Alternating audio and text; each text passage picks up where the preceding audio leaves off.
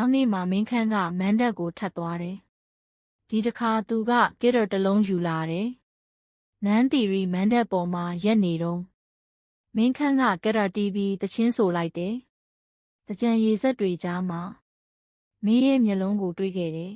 ။ရေတပုံးထက်ပိုအေးတဲ့မင်းရဲ့အပြုံးလေးလူတွေအားလုံးလက်ခုပ်တီးကြတယ်။နန်းတီရီကမန်းတပ်ပေါ်ကနေမင်းခန့်ကိုကြည့်ပြီးပြုံးနေတယ်။တချင်းပြီးတော့မင်းခန့်ကပြောလိုက်တယ်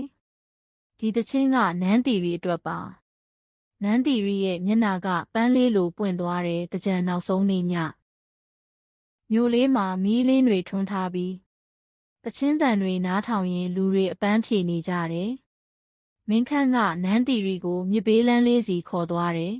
။လေတိတ်တိတ်နဲ့ရေစည်းတန်လေးတွေကြားနေရတယ်